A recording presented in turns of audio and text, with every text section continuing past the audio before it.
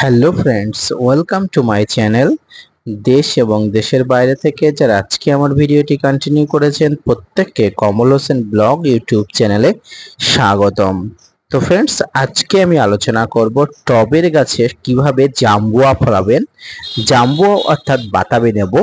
এই জাম্বুয়ার প্রজাতিটি হচ্ছে বর্তমান নর্মাল প্রজাতি এবং হাইব্রিড প্রজাতিকে সংকর মিশ্রণের ফলে যে প্রজাতিটি তৈরি হয়েছে সেটাকেই জাম্বুয়া নামে অভিহিত করা হয়। তো আজকে আমার ভিডিওর আলোচনার বিষয়বস্তু টবে ছোট গাছে খুব সহজে জাম্বুয়া ফলানোর পদ্ধতি। তো সবকিছু নিয়ে থাকছে পুঙ্খানুপুঙ্খ তথ্য। মনোযোগ সহকারে ধৈর্য নিয়ে ভিডিওটি দেখতে থাকুন। সাইট্রাস প্রজাতির সকল গাছে যেমন ডরমেন্সি পিরিয়ড শুরু হয় নভেম্বর-ডিসেম্বর মাসে, ঠিক তেমনি এই লেবু গাছেও ডরমেন্সি পিরিয়ড শুরু হয় নভেম্বর-ডিসেম্বর মাসে। সাইট্রাস প্রজাতির প্রত্যেকটি লেবুতে যেমন জলকষ্ট দিতে হয় তারপরে ফুল আসে, ঠিক তেমনি জলকষ্ট দিয়ে লেবু গাছে ফুল আনতে হয়। এক কথায় সাইট্রাসের সমস্ত গুণাবলী কিন্তু এর মধ্যে বর্তমান।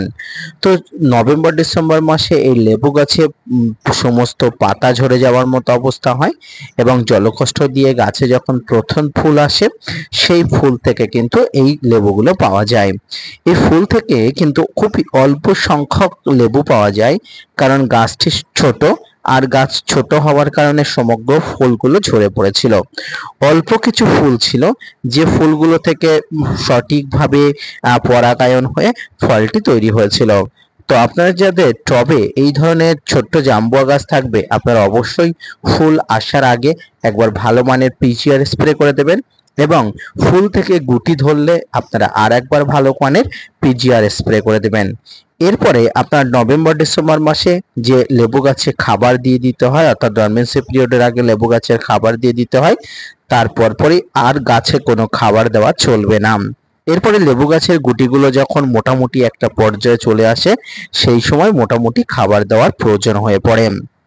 এরপরে যখন লেবুগুলো ধীরে ধীরে বৃদ্ধি হয়ে ওঠে, অর্থাৎ একটা নির্দিষ্ট আকার আকৃতি নিয়ে ফেলে, তখন কিন্তু লেবু গাছে ভারী খাবার দেওয়ার প্রয়োজন হয়। এই ভারী খাবারের মধ্যে যেটি দিতে হয় শিংকুচি, নিমখোল, হাড় গুঁড়ো, ভার্মিকম্পোস্ট, এসওপি, আপনার কাছে থাকা সমস্ত খাবারগুলো একসঙ্গে মিক্স করে নিয়ে কিন্তু টবের আয়তন অনুযায়ী গাছের উচ্চতা অনুযায়ী দিতে হয়। এবং এই গাছে যখন ফুল আসে তখন যেমন কীটনাশক ফাঙ্গিসাইড স্প্রে করতে হয়, ঠিক তেমনি লেবুগুলো ধরলে কিন্তু কীটনাশক এবং ফাঙ্গিসাইড স্প্রে করার প্রয়োজনীয়তা আছে। আপনারা দেখতে পাচ্ছেন একটি ছোট্ট গাছে কিন্তু এই যে তিনটা জাম্বুয়া ফলেছে, এই জাম্বুয়াগুলো কিন্তু সঠিক আকার আকৃতি হলে কিন্তু গাছটি ভেঙে যাবে কিনা সেটা নিয়ে আমার সংশয় আছে। অর্থাৎ এই জাম্বুয়াগুলো প্রচন্ড পরিমাণ বড় হয় এবং প্রচন্ড টেস্টি হয়। তো আমার এই টেস্টি কেমন হচ্ছে লেবু যখন আমি আপনাদের রিভিউ দেবো অবশ্যই আপনাদের জানাবো।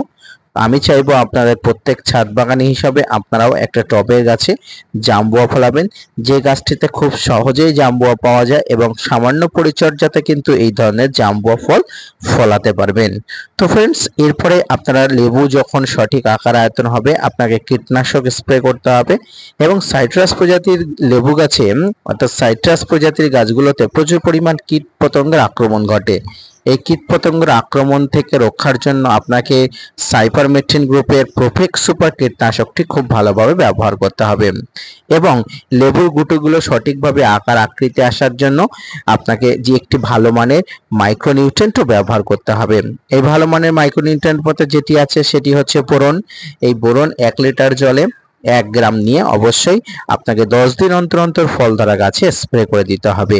সামগ্রিকভাবে এই ধরনের পরিচর্যা আপনার এই জাম্বুয়া গাছে করলে আপনার ফলগুলো ঝরে পড়ার সম্ভাবনা অনেক অংশে কমে থাকে এবং পাশাপাশি লেবুগুলো প্রচুর পরিমাণ বড় হওয়ার সম্ভাবনা থাকে। এবং সবশেষে আপনাকে একটা কাজ করতে হবে, এই জাম্বুয়াগুলো প্রচুর পরিমাণ মিষ্টতা আনার জন্য টবের মাটিকে পিএইচ মাত্রা মেপে নিয়ে আপনারা মাসে একবার করে চুন ব্যবহার করবেন। কলি চুন অর্থাৎ পানে খাওয়া যে চুন 1 থেকে 2 গ্রাম টবের মাটিতে ভালো করে ছড়িয়ে দেবেন, তারপরে জল দিয়ে দিবেন। তো ফ্রেন্ডস, আজকের আলোচনার বিষয়বস্তু ছিল জাম্বুয়া ফল গাছের পরিচর্যা এবং জাম্বুয়া ফল গাছের সঠিকভাবে আকার আয়তন এবং জাম্বুয়া ফলের বৃদ্ধি সংক্রান্ত সবকিছু নিয়ে আজকের যে আলোচনাটি কেমন লাগলো অবশ্যই কমেন্টস করে জানাবেন। পাশাপাশি আজকের ভিডিওটি যদি অবশ্যই ভালো লেগে থাকে ভিডিওটি শেয়ার করে চ্যানেলটি সাবস্ক্রাইব করতে ভুলবেন না। ধন্যবাদ।